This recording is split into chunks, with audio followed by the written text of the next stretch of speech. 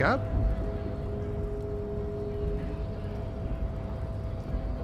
I was just messing with you. No one's ever seen a cop scab. Imagine, you cops going on a strike, but then another cop comes in and says, let us cop for less money. Speaking of, what brings the RCM here, to the wild north? Come to see the strife?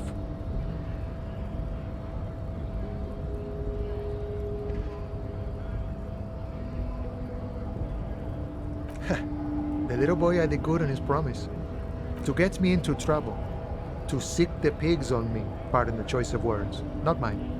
What happened? I was asked to look into that armor situation. Official union probe, you know. Track it down, see who took it. Did you? At first I thought, why not? Maybe the pieces can feed the strike. Buy us a few more days under the sun, you know? So I went to this boy. He said he'll make me his prison bitch. He's got eyes everywhere, the cops in his pocket, and he's the king of Jamrock. Serves me right for doing menial footwork. I dropped that probe right then and there, and it still got me into trouble. One bad move is all it takes.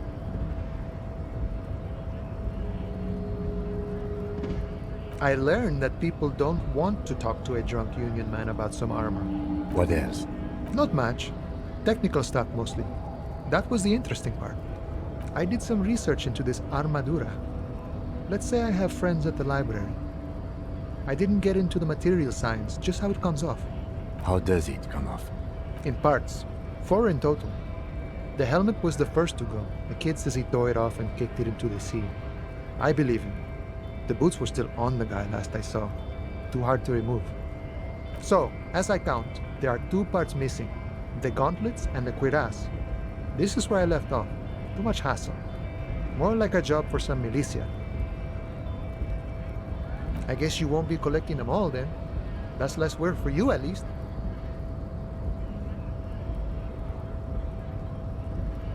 Oh, they're just gone. They don't exist anymore, if they ever did at all. Forget about them. I did.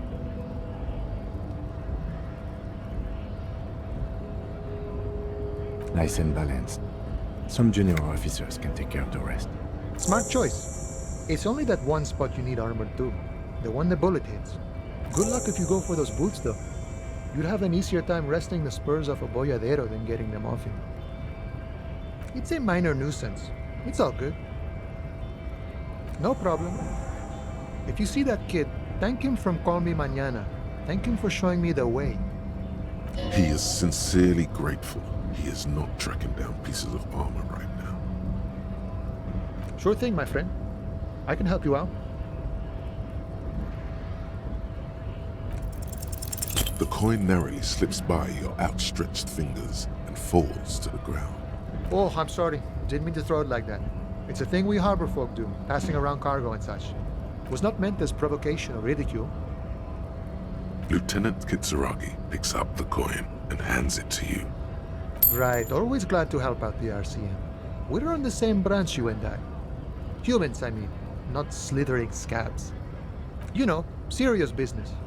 I'm sure the big boss will be glad to tell you. You'll have to ask him first. He's a chatty guy. Wants to talk about the strike.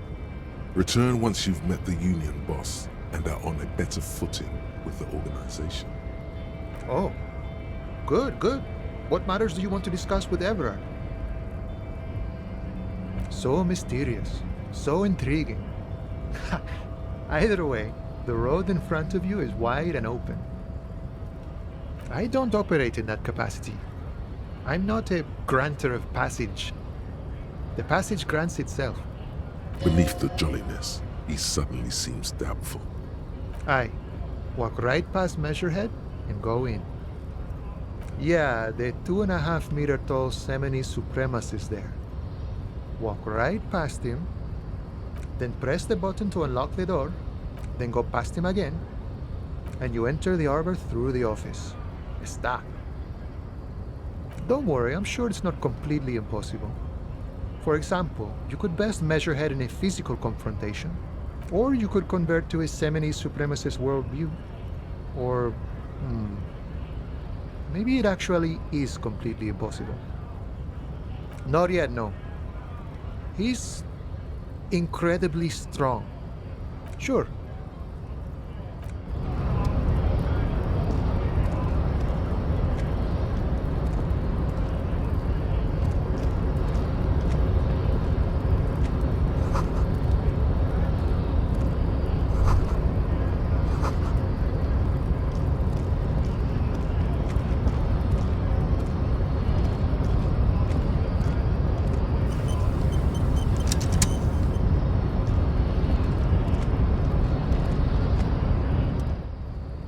body betrays your degeneracy. Yeah, Measurehead. His body totally betrays his degeneracy. Don't say anything. Size him up first. Are you admiring my morphophysiology? It must be frightening to stand in the shadow of this racial pinnacle. Be calm, Sandwich. You are not in danger because you are not a threat to me.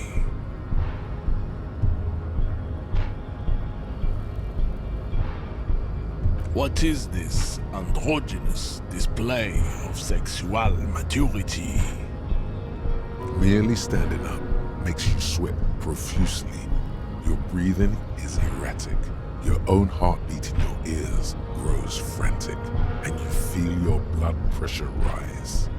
Stop it! You are embarrassing yourself in front of this woman and your pedomorphic friend.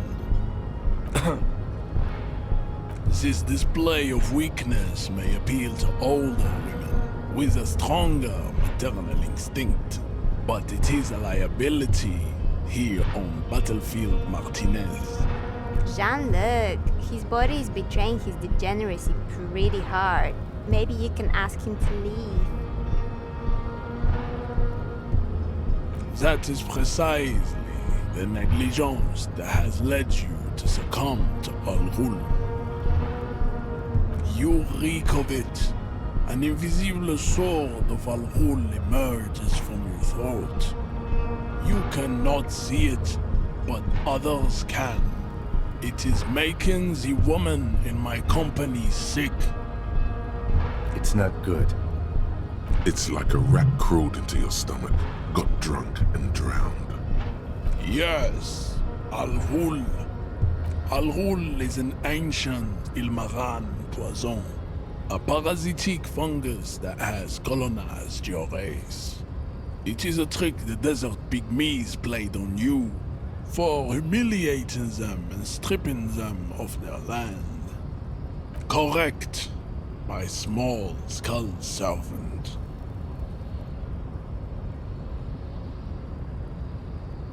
Your mouth moves, but the one who speaks is Al Ghul.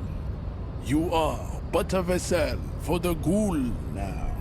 Very little of yourself remains. Occidental Haplogroup B4 is done giving orders around here. The influence of the ham sandwich race is waning. Show him the ham still got it.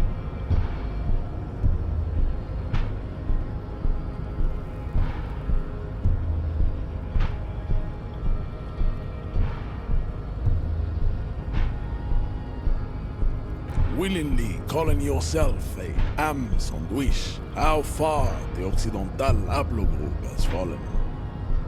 You were once a noble and powerful race. You gave the world eugenics, electricity, and powerful weapons of war like missiles and aerostatic aircraft.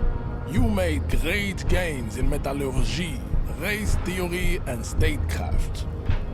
You dominated lesser cultures, like the deformed Hemians and the inexplicably potato-obsessed Khoikos.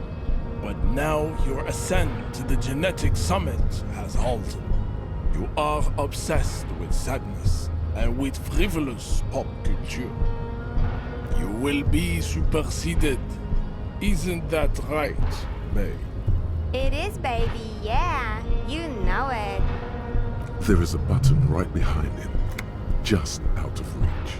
It must be the one that opens the door to the harbor.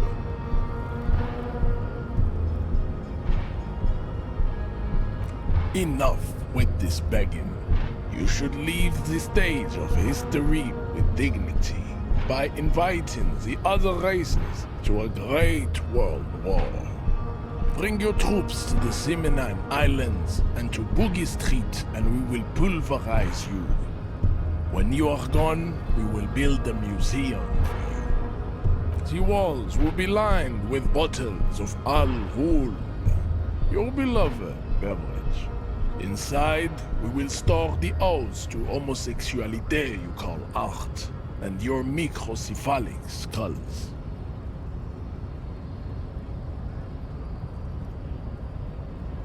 Racists are generally not very good examples of their race.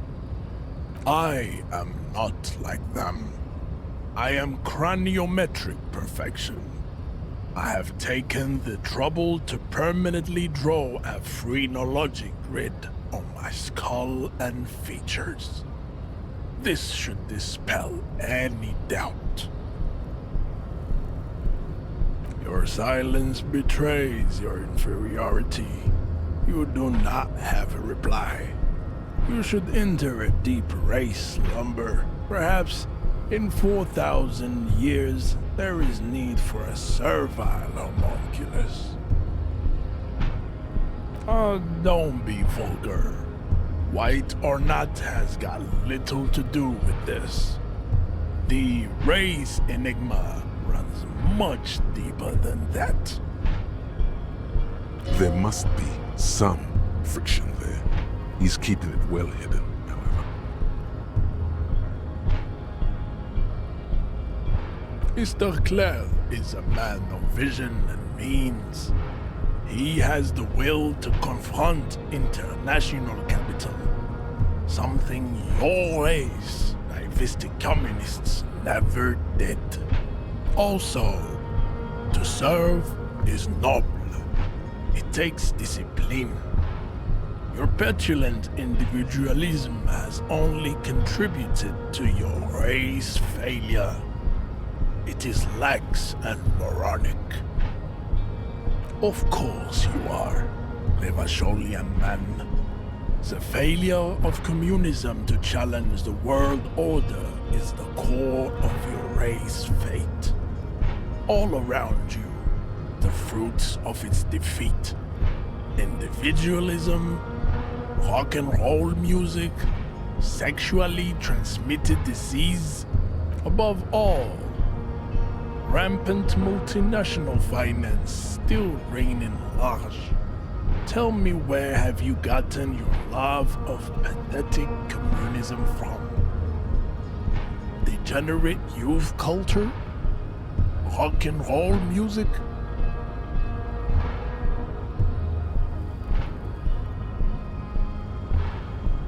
Stop explaining yourself. No one cares about your beliefs. The conversation has moved on. Tell me, what degenerate subculture has made you dress in this shameful way? Of course it does. You are a degenerate individualist and a rock and roll rebel. A pawn of international finance, just like the rest of your ham-colored race. I am not surprised you enjoy it so much. This has happened to many of the side products of the inevitable cultural victory of the Seminoles race. The South Island race, haplogroup A4A. We are the rightful masters of the Insulindian archipelago. We descend from the Areopagites of ancient Pericarnassus and arrived here 4,000 years ago.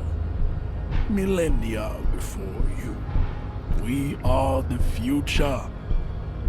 That is all you need to know. I am a descendant. The narrow streets of Ulimbuir are with me in my genetic dreams. I see young Seminoles women walk into the grey mass on Ile de Fantôme, waiting on immaculate conception from the pay. No, I have heard about it on the radio. He would be appreciative if you did not further chase this line of inquiry in front of the women.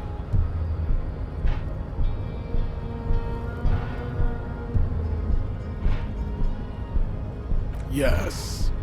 This could have made him more open to discussing the race enigma with you.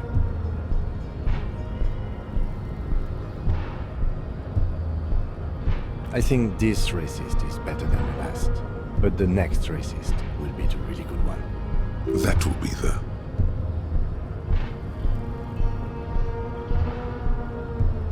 He will grant us 3 wishes. Your pedomorphic friend has quick wits, a protruding occiput, and an indented zygomatic bone. The lieutenant does not flinch. You should keep him close. The congenital defect of farsightedness does not render him a complete invalid. He still has the use of his mind. Go ahead. Don't be shy. Just ask for race secrets. That's understandable. Jean-Luc Measurehead is a sage and an intellectual giant of race theory. Who are you, handmaiden of Al Ghul?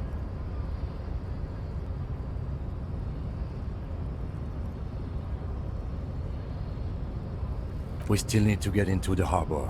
There's an interview to conduct. There must be another way.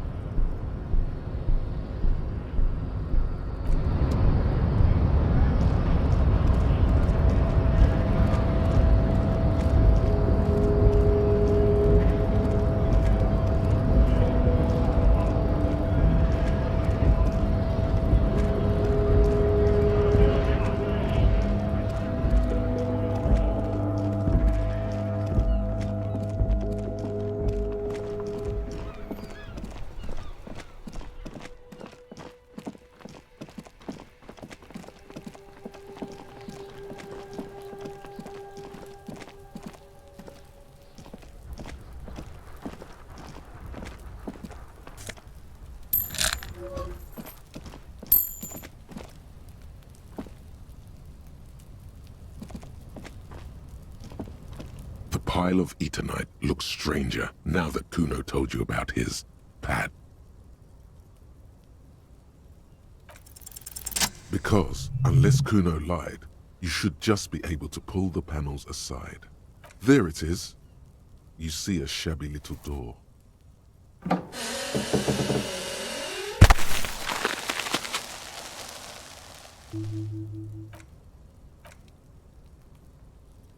So this is the shack Kuno mentioned.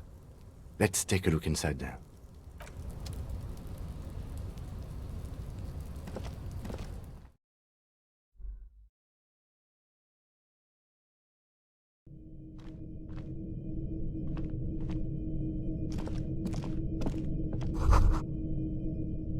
Be still, my beating heart. It's amphetamine. Sweet amphetamine. The lieutenant isn't studying the powder in the mirror. He's studying you.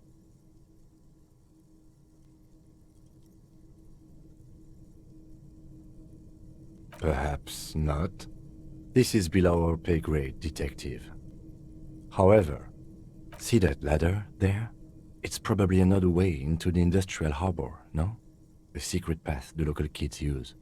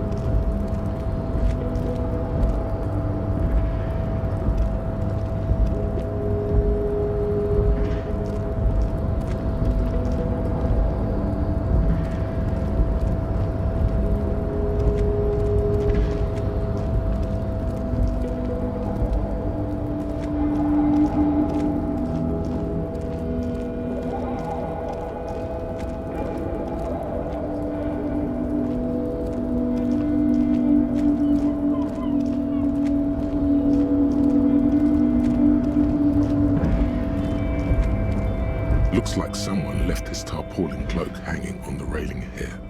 Man down, a trooper has been left behind the enemy lines. You could swear it's more of an instinct than anything else, but you know it's a cop's cloak. Yes, it's probably yours. It bears the RCM insignia, and you have a habit of being careless with your equipment. You could probably make the jump. You look like you've done some track and field in your day. The wind is aggressive up here. The lieutenant looks at the enormous crane towering in the distance over the container yard. The look in his eyes is a mix of the engineer-like interest and the wonder of a 6-year-old seeing a horse for the first time.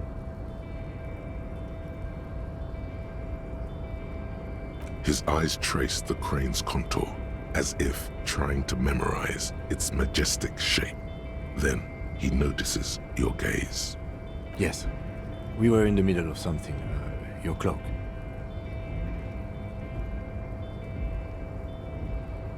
I was under the impression we are on our way to meet the king of this castle under siege, Evrard, one of the people we're interviewing. This way we may be able to get around his henchmen. Or it could be that we are just exploring. He's thinking you've forgotten where you are again. The cloak? I do think it's yours, yes. As to whether you should go for it? Well, it doesn't seem too dangerous. 2 meter stops. Whenever you're ready to do it, I'll be right behind you. The cloak looks like a bag of goodies floating in the wind. Who knows what its pockets may hide?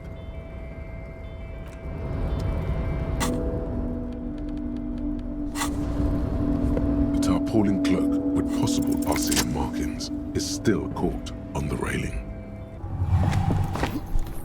As you leap in the air, a chilly breeze engulfs you, sharpening your senses. Ankles tingling from the tension, blood roaring in your ears. You are ready for your rendezvous with the concrete pavement below. As the concrete floor welcomes you, you realize it's been a while since you felt so alive, alert, capable. Must be the adrenaline. Hell yeah! My climbing might not have been as disco as your jump, but can we still get an ace's high? With your feet firmly planted on the concrete, the noise of the harbor rushes back in.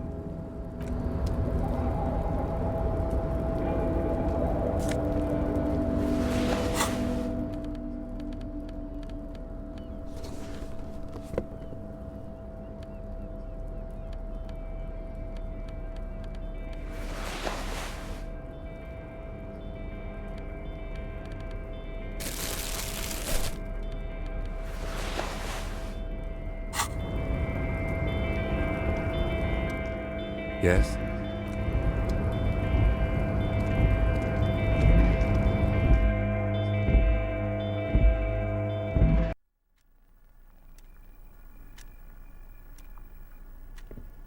An imposing combination of a punch clock and a payphone is looking down at you from the wall. A note on the side says, "Tokens unavailable due to strike. Use change."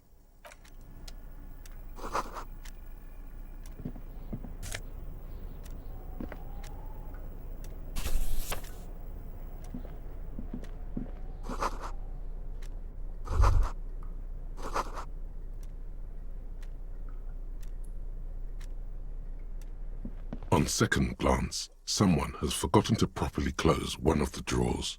It's unfortunate for the Union to just leave their paperwork lying around like this. Let's see what's inside, he thinks.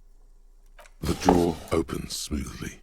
Inside is a well-organized selection of brown folders. Hundreds of documents containing logistical data. 2 kinds of transactions stand out. Materials coming into Revachol from the outside world, from Muindi, Grad, and even Ilmara. And the same materials being handed over to companies inside Revachol. Kuron, Coal City, La Delta, and Jamrock are listed among the many districts where the imports are being sold. It's hard to make sense of this thicket of company names, dates, quantities, and percentages. You try to focus, but the lines are getting blurry. Look how blurry all the lines on these papers are. How unwieldy your own willpower is to yourself. You're like an absurdist Samaran monk, focusing through not focusing.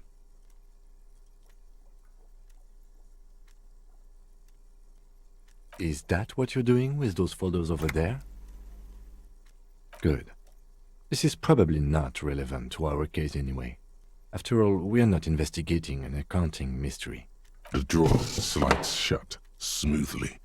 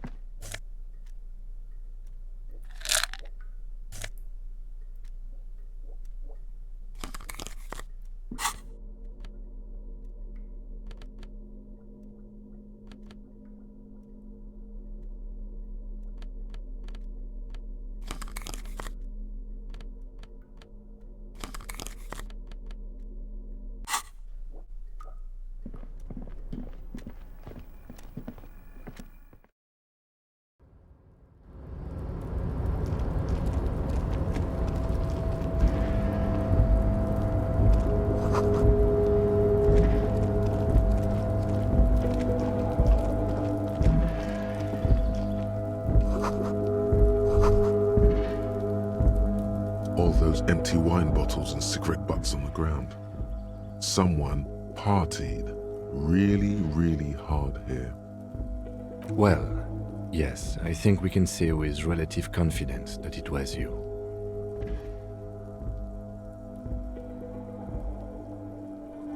Yes, this scene isn't exactly ripping with joy. Let's just move on.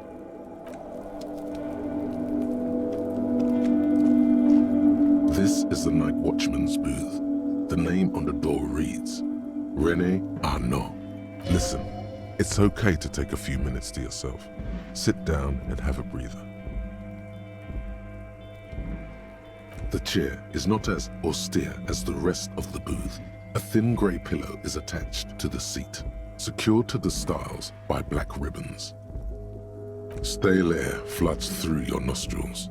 Not a single mote of dust floats inside your lungs, though. The inside of the booth is immaculate.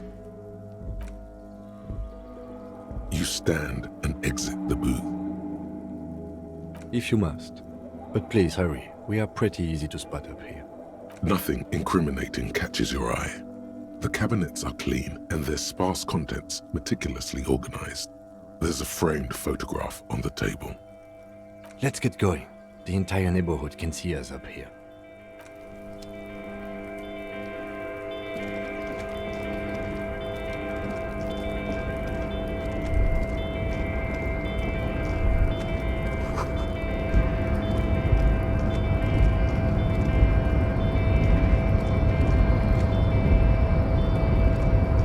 A rusting control panel with several knobs.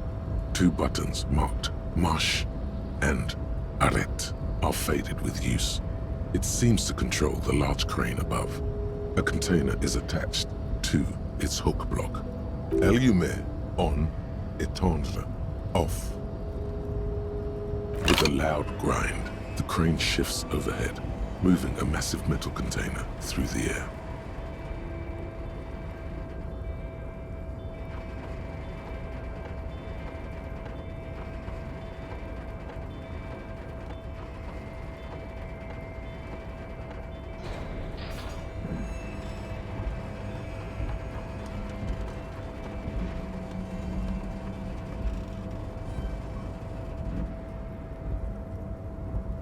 And with a surprisingly quiet thunk, the crane places the container down. This crane was built with a purpose, which has now been fulfilled.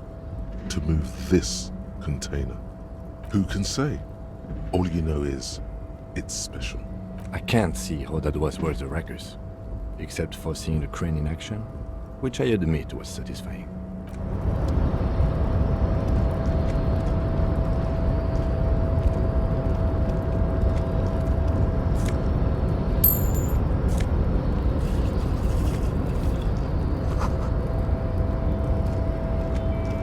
Before you stands a cargo container.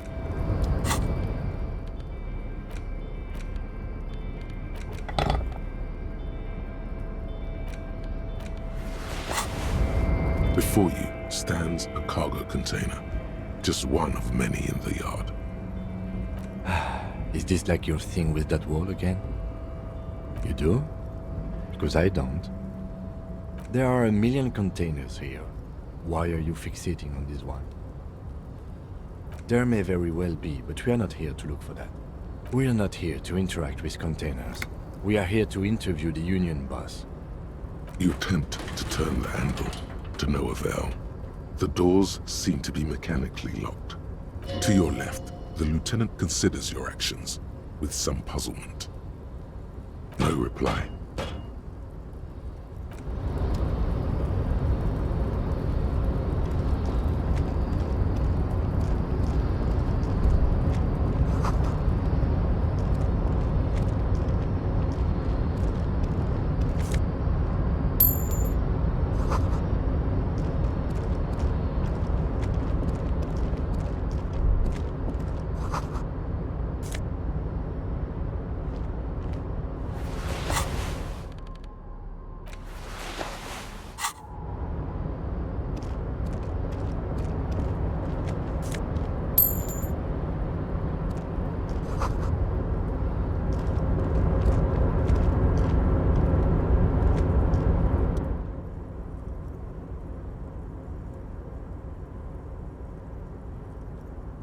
The accent is so thick, it's impossible not to notice he's Ubi, from the vanishing peninsula of Ubisunt on Muindi.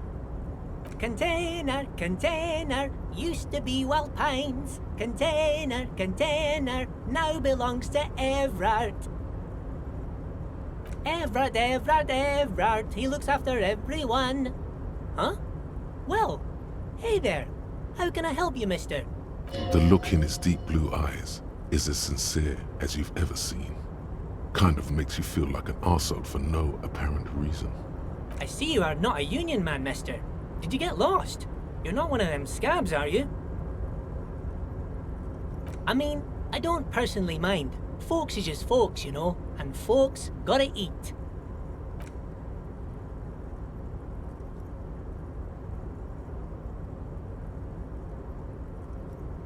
Oh, that one. That should be empty as far as I know. Lots of containers here have nothing in them. They're just waiting to be loaded up. Told you. Oh, you want Mr. Everard then? He's an awfully nice fellow, he is.